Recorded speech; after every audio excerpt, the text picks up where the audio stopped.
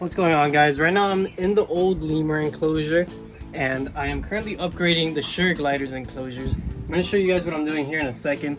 I'm actually going to be preparing this enclosure for some new animals that I'm going to be getting today. Some pretty cool animals, but I won't be showing them in today's video. Today we're going to talk about this cage that I built for the sugar gliders, and we're going to finish decorating it. It is a little bit tight back here, so please bear with me. I'm going to finish decorating this cage, and in a second I'm going to show you guys some of the cutest animals that I have here at Shadows Reptiles. You can see the sugar gliders have been using little cloth hammocks pretty much since I got them. And recently we had a bad problem with one of these cloth hammocks. One of the female sugar gliders got her foot tangled up. She had her leg completely wrapped up, but we got it out really quickly. There was a little rope tangled around it. We cut the little rope and she was fine. She has no problem. That being said, we obviously want to avoid it. So these guys are going to be completely naturalistic. I've actually been wanting to do this for a while, and that thing with the leg happened coincidentally a few days ago. Either way, I was going to be setting this up this weekend though. That's just a sign telling me that I'm doing the right choice by switching it over to completely natural materials. Anyways, that's enough yapping. Let's put this phone down, finish with this, and I'll show you guys some babies.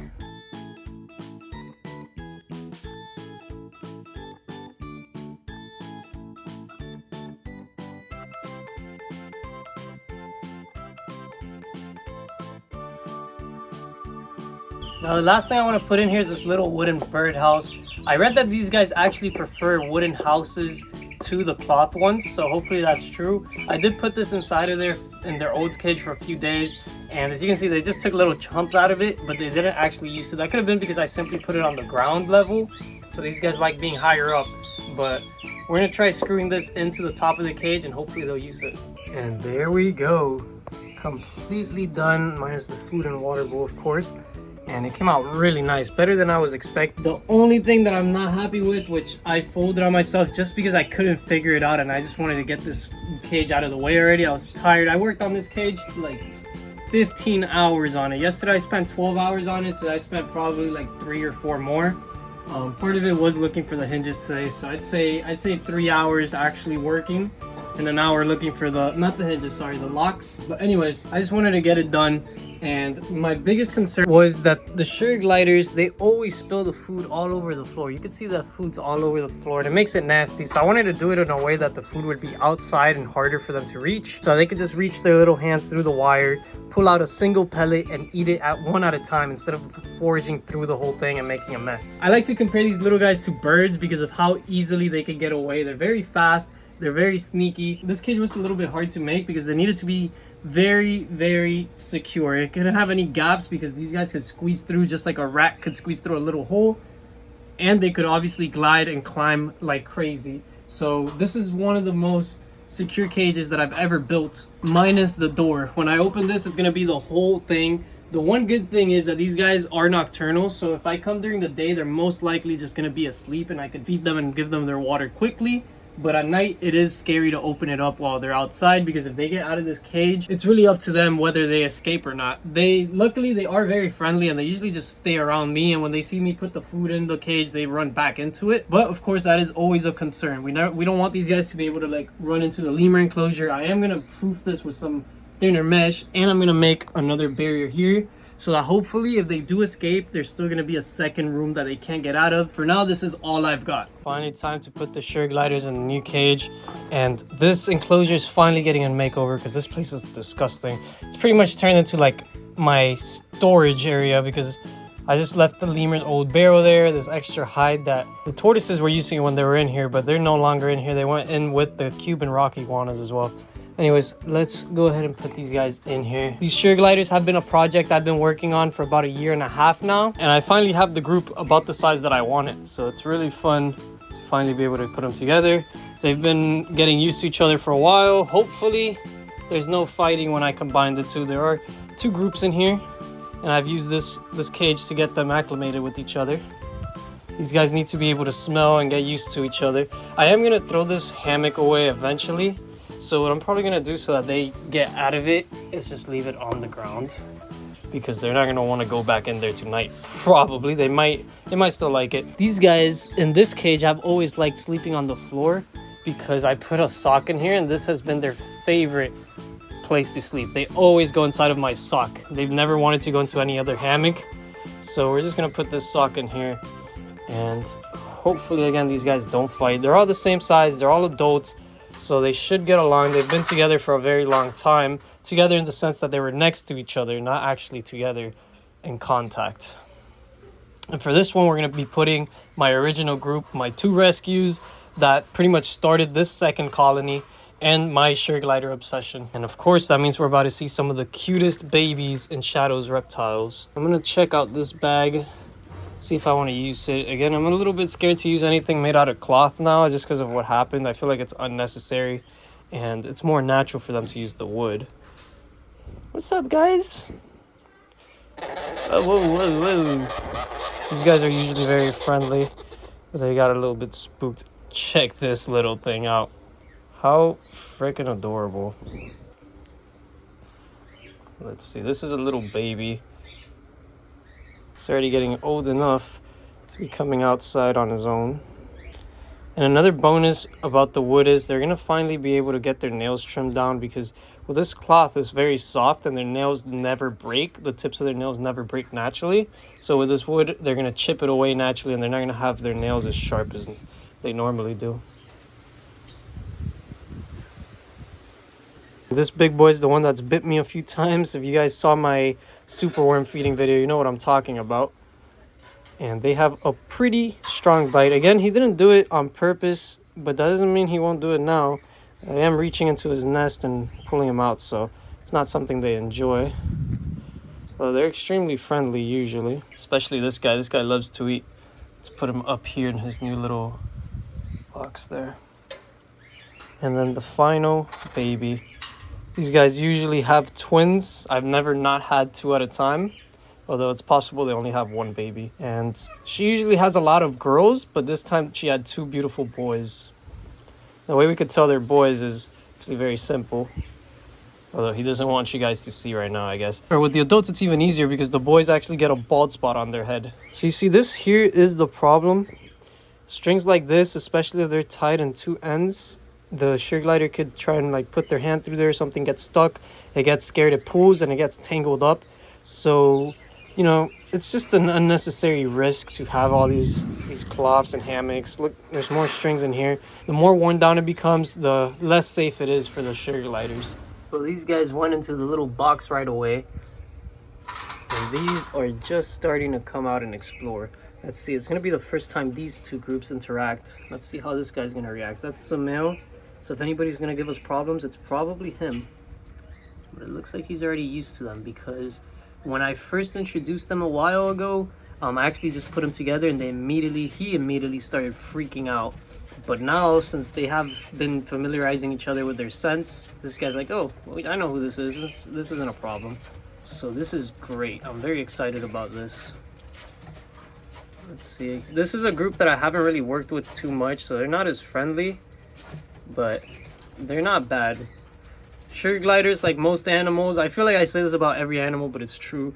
They love food. All animals, the way to their hearts is food. Kind of like humans, I'm not gonna lie. That's why whenever you get a girl, you take her out to dinner. Again, that's the girl there. The ones that, the boys, whenever they're full grown, they always have the little bald spot on the middle of the head. And check this out. How scary. Good thing I have this little wire protecting me, because if not, she would be trying to grab my face. Right, Lila? Come here. Come here. Let me touch you. Come here, Lila. Lily!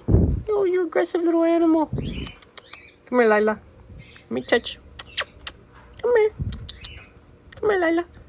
No. No, don't scratch me. Alright, whatever. 2 girls inside of this hammock are the ones that are a bit more skittish. And it's actually the one that got her leg caught in the hammock as well. Oh, look at this. The white one's already in there. So it looks like they're not going to have any problems at all. Another thing that helps is that this is a completely new enclosure. So it kind of like breaks that territorial feeling that they have, that they want to defend their old enclosure. They definitely don't want to escape now, because there's somebody here waiting for a nice little snack. Oh, but these 2 are interacting for the first time. Those are the 2 males. They've never been together, so they're probably gonna be like this for a little while, where they try and fight over this territory, which is good. That way they're gonna be more distracted. That's why I divided this cage into the 2 separate panels. And if you see that white piece right there, I could actually remove that by taking this down. I open this up, I could actually separate it. So that way I'm able to clean down here and I'm able to combine the sugar gliders in the future if I want to. And here's the mommy. What's up, girl? This sugar glider has had about 6 to 8 babies since I got her here. And she's actually the parent to a few of the babies in here. 3 out of most of them. This guy. What you doing, man? You good? Let's see, I'm trying to figure out where to put this. These guys are a little crazy right now. Obviously, because I just put them inside of their new enclosure. I secured this one pretty easily because this one's on the outside, but I already took this into the corner. So now if I put my hand through here, I'm simply just gonna get ripped up with this wire. Hey, Oscar, what's up, man? Why are you looking so cute, bro? Just chilling? I guess I could put this one on the door. I guess that works. Let's do that. Kind of wanted to give them a branch to get near so that they could eat more comfortably. But these guys are good at climbing. They're gonna get on top of the wire anyways, so it doesn't really matter. And here I have a lemur undoing all the work I'm doing. What you doing, man?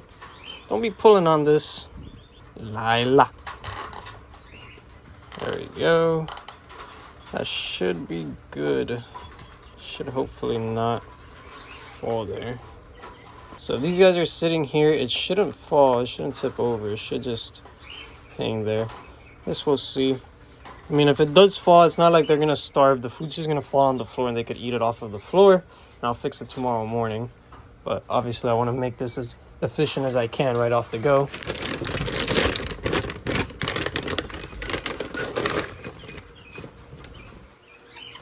This is going to help get them settled in nicely. These guys are little food junkies, especially one of these girls and the boy in this group. The white one's a little bit more chill with food. And in this group, the boy is the one that's very food happy.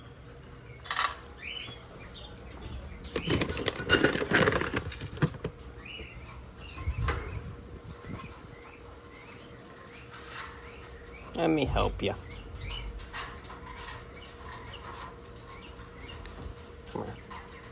There you go, getting their favorite treat. Let's close this. There we go. The one complaint about the cage that I have is that the food's on the inside. I really wanted it on the outside, but I did not have enough time to really think about this. I've been thinking about it for a long time, but while making the cage, it just was a little bit more complicated than I expected. So this works great for now. It's better than what they had, which was these cages here. All the food, and they're fighting over the orange. Here. I don't want that. I want the orange. Take it, man. All right. You know what? Let's spoil them.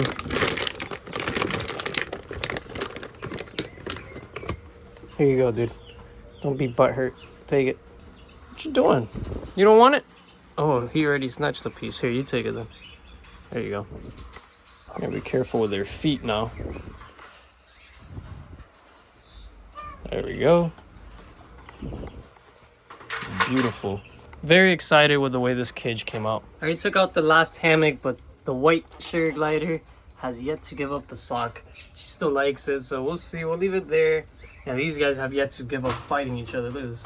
Come on, man. What do you guys gain from doing this? The 2 other girls are in here chilling. Look at this. Oh, 3 are in here, actually.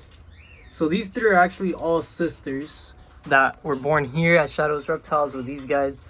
I decided to hold these back so I can get a bigger group. But as you guys know, I'm very against inbreeding, so I'm going to keep the parents over here, and I'm going to keep these guys in this enclosure. I'm not going to combine the parents ever, at least not the dad, because obviously the mom could be in here because the male in this group is completely unrelated. Although I do not like the idea of separating this pair since they've been together since I got them. The next morning. So the sugar gliders did not like the wood too much. Have sugar gliders in one dirty sock, and these guys got it disgusting. I guess they were munching away at the wood and they dragged the sock all over the place. But at least we're gonna have to give them a little birdhouse just like that. I'm gonna just put this back on the floor, and we're probably gonna have to throw this sock away because they're making it real nasty. But I told you guys they love the sock. Several days later. It's already been about a week since I put these guys in here, and they have been settling in amazing. I'm about to change their bowls from these to these, and there we go. This is much better. Now we can get rid of these old ones. We'll cut that later on. Lila, you're always grabbing the zip tie. So there we go. That looks good to go. The other day when I came in here, I put my phone here and I touched a live animal and it ran off into the back. I swear, I thought it was a rat for a second. But I got my flashlight and I took a closer look, and right there was this basilisk that I guess just decided to move in. This guy, I guess, got attacked by some animal, got his tail ripped off, and he came, found shelter in here, and now he comes and sleeps here every night. And what are the chances that I put my hand here and he's sleeping right here on the edge and I touch him with my fingers? Like, what are the chances of that? I just put some fresh food for them, and here they come to get it. Oh, the male still trying to attack the other male whenever they get near the wire. Although they're not really as locked in as they were the first day. So here's the girl. All you could really see is a little pouch and then her little booty right there.